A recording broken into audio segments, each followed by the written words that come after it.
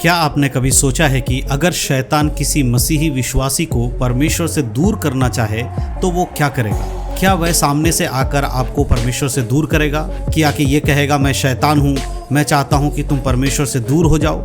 नहीं, शैतान की चालें हमेशा इतनी स्पष्ट नहीं होती हैं। कई बार वो धोखे के द्वारा, प्रलोभन के द्वारा और धीरे धीरे आपके आत्मिक जीवन को कमज़ोर करता चला जाता है ताकि आप परमेश्वर से दूर हो जाओ। और खासकर अंत के दिनों में इस विषय में बाइबल में बार बार इस बात को सावधानी दिखाते हुए, चेतावनी देते हुए बताया गया है कि हम सोते हुए ना रहें बल्कि अपने जीवन को देखते रहें, जांचते रहें और जागते और चौकस रहें।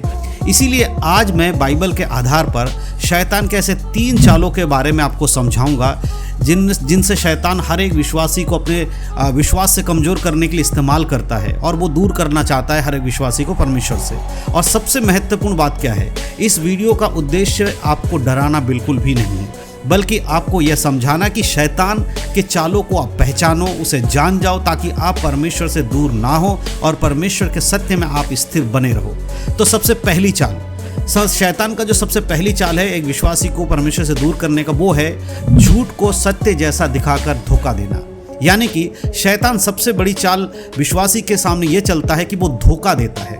वो हमेशा ऐसी बातों को लेकर आपके सामने आएगा जो आपको तुरंत गलत नहीं दिखाई देगी। कई बार ऐसी बातों को आपके सामने रखेगा जो ऊपर से तो धार्मिकता, आत्मिकता जैसी ही दिखाई देगी, लेकिन उसके अंदर परमेश्वर का सत्य नहीं होता है। वो परमेश्वर से समझौता करने वाला एक काम होता है।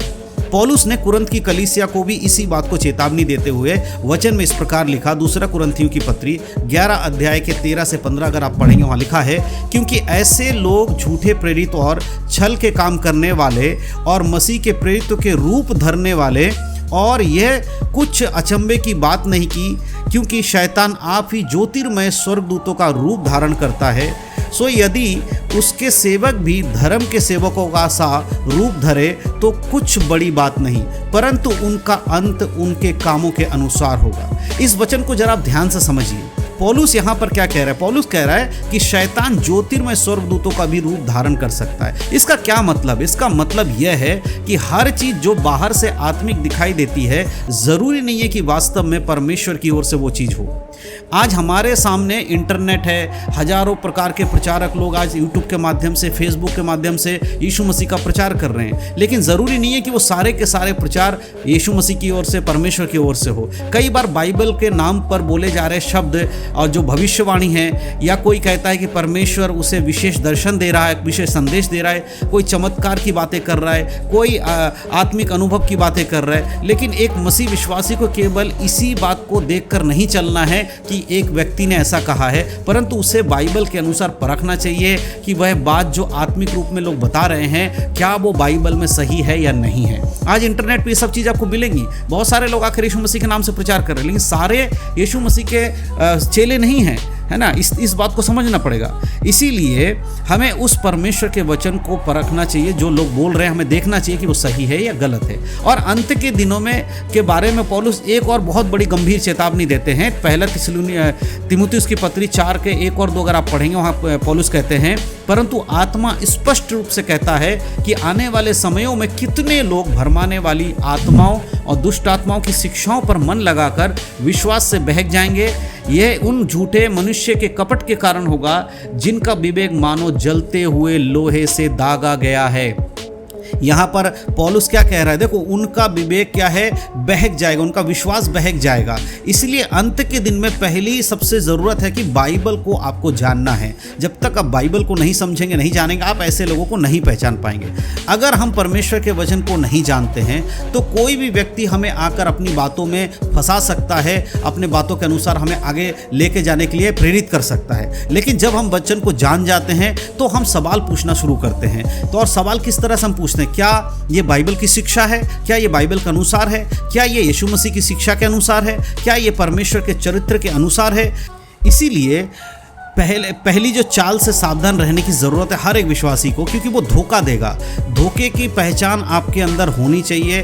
हर आत्मिक शिक्षा को परमेश्वर के वचन के अनुसार जरूर जांचिए, तब आप सही रीति से शैतान के चाल से बच पाएंगे। अब हम दूसरे चाल की बात करेंगे जो शैतान की ओर से विश्वासियों के सामने लाया जाता है, और वो दूसरा चाल कौन सा है?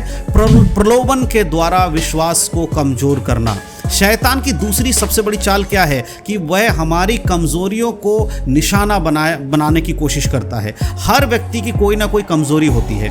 किसी के लिए पैसा या प्रलोभन कमजोरी बन जाती है, किसी के लिए उसका घमंड कमजोरी बन जाती है, किसी के लिए उसका क्रोध, किसी के लिए उसके अशुद्ध विचार, किसी के लिए उसके गलत संगति, और किसी के लिए इतनी अपनी इच्छा जो है वो परमेश्वर से ऊपर रखना, ये भी उसकी कमजोरी बन जाती है। इसीलिए बाइबल हमें आत्मिक रूप से जागते रहने के लिए चेतावनी देती है। पहले पतरस की किताब 5 के 8 और 9 में लिखा है, सचेत रहो और जागते रहो, क्योंकि तुम्हारा विरोधी शैतान गरजने वाले सिंह के नाई इस खोज में रहता है कि किसको फाड़ खाए। विश्वास में दृढ़ होकर और यह जानकर कि उसका सामना करो कि तुम्हारे भाई जो संसार में है ऐसे ही दुख भोगते हैं। देखो, यहाँ पर इस वचन को अगर आप समझेंगे तो यहाँ दो बातें आपको दिखाई देंगी। पहली बात, सचेत रहो और जागते रहो, यानी मसीह जीवन में लापरवाही नहीं होनी चाहिए। कई बार हमारा पतन किसी एक बड़े पाप से शुरू नहीं होता। पहले छोटी सी बात हमारे जीवन में आती है और हमें सही लगने लगता है, लेकिन होता गलत है। फिर वही बात बार बार करने लगते हैं लोग, फिर अपना विवेक को कमज़ोर करने लगते हैं, और कुछ समय बाद जो है पहले हम गलती करते, फिर बार बार उसी गलती को लोग दोहराने लगते हैं। यही कारण है कि हमें अपने आत्मिक जीवन को नियमित जांच करने की ज़रूरत है, देखते रहने की ज़रूरत है। कई बार प्रलोभन आपके सामने आता है तो आप उससे ये सब चीज़ों को देखकर आप जांच सकते हैं। जब आपके जीवन में ऐसे कोई प्रलोभन आए शैतान लेकर, तो जांचिए और देखिए क्या यह मेरा विश्वास को मजबूत कर रहा है या कमज़ोर कर रहा है ना? क्या ये परमेश्वर की इच्छा के अनुसार सही है या नहीं है? क्या शैतान हमेशा यह नहीं कहेगा कि परमेश्वर को छोड़ दो? इस तरह की बातों से आपको खुद को बोलना है, देखना है क्या ये चीज़ें हो रही हैं नहीं हो रही हैं। कई बार केवल इतना करेगा कि शैतान क्या करेगा, इतना करेगा कि धीरे धीरे चीज़ों को आपके जीवन में लेकर आएगा, एकदम से नहीं लाएगा, और परमेश्वर से दूर करने की कोशिश आपको करेगा। इसीलिए जागते रहो और सचेत रहो, ये तुम्हारे लिए बहुत ज़रूरी है। अब हम तीसरे चाल की, अंतिम चाल की जो शैतान के, उसके बारे में बात करेंगे। वो क्या है? तीसरा चाल है हमारे प्रेम को ठंडा कर देना। जी हाँ, यीशु मसीह ने स्वयं इस बात को कहा है कि अंत के दिनों में चेतावनी देते हुए बोला है, मत्ती की किताब 24 के 12-13 में, और अधर्म के बढ़ने से बहुतों का प्रेम क्या होगा? ठंडा हो जाएगा, परंतु जो अंत तक धीरज धरेगा उसी का उद्धार होगा। ये गंभीर बात है। यीशु मसीह स्वयं क्या कह रहे हैं?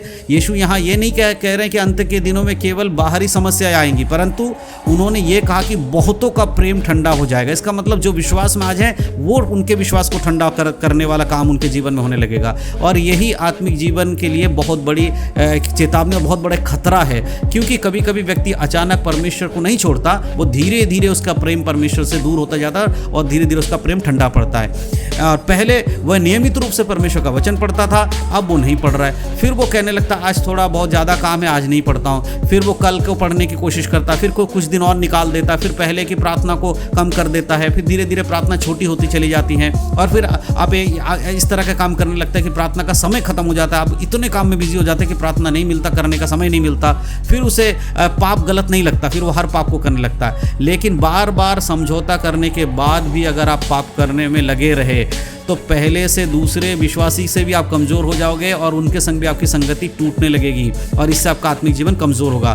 फिर धीरे धीरे आत्मिक संगति में आप क्या करोगे? आप दूर होते चले जाओगे और बाहर निकलते चले जाओगे, और यही है आपका प्रेम का ठंडा होना। इसीलिए यीशु मसीह ने कहा जो अंत तक धीरज धरेगा उद्धार उसी का होगा। इसका मतलब केवल शुरुआत करना पर्याप्त नहीं है, विश्वास में आ जाना, विश्वासी बन जाना पर्याप्त नहीं है, परंतु आपका अंत विश्वास में स्थिर रहकर होना चाहिए। जब कठिनाइयाँ आए तब भी आप टिके रहिए, जब प्रार्थना का उत्तर ना मिले तब भी आप परमेश्वर के संग बने रहिए, और लोग हमेशा आपका मजाक उड़ाएंगे तब भी आपको परमेश्वर में बने रहना है। जब संसार आपकी जो है दशा को देखकर आपको नीचा दिखाएंगे तब भी आपको परमेश्वर में बना रहना है, यीशु को नहीं छोड़ना है। एक महत्वपूर्ण बात और मैं आपको बताना चाहता हूँ, शैतान पर ध्यान केंद्रित करना हमारा उद्देश्य नहीं है। हमारा उद्देश्य यीशु मसीह पर ध्यान केंद्रित करना है। हमें बाइबल हमें क्या कहते हैं? शैतान के चालों को समझने के लिए वचन के द्वारा बात करती है और परमेश्वर में स्थिर रहने की बात करती है। तो आज जो मैंने 3 बातें आपको बताई, पहली बात क्या है? शैतान आपको धोखा देता है, झूठ बोलकर ऐसी चीज़ों को दिखाएगा जैसे कि वो सच में बाइबल आधारित है, लेकिन वो अगर आप सही से जांचोगे तो परमेश्वर की ओर से नहीं है। इससे आपको बचना। दूसरी, शैतान आपको प्रलोभन, लालच देकर आपके विश्वास को कमजोर करने की कोशिश करेगा, इसीलिए सचेत रहो, जागते रहो। तीसरी बात, शैतान आपके प्रेम को ठंडा करने के लिए, आपकी आत्मिक स्थिति को गिराने के लिए, कमज़ोर करने के लिए, आपके विश्वास में धीरे धीरे कमियों को लेकर आएगा। तो ये 3 बातों को आपको ध्यान रखना है। अंत के दिनों में सबसे ज़रूरी बात ये नहीं है कि आप हर घटना देखकर डर जाएं, परंतु ये ज़रूरी है कि आप जागते रहें और जो कुछ आपके साथ हो रहा है उसको जांचते रहें। तो ये बातें मैं आपको बताना चाहता हूं इस वीडियो के माध्यम से। अगर ये वीडियो आपको अच्छा लगा हो तो अपने मसीह भाई बहन ज़रूर शेयर कीजिएगा और उन तक भी ये बातें पहुँचाएं, क्योंकि अंत के दिनों में हर किसी को ये बात जानना बहुत ज़रूरी है। यीशु मसीह के नाम में आप सबको जय मसीह की। God bless you.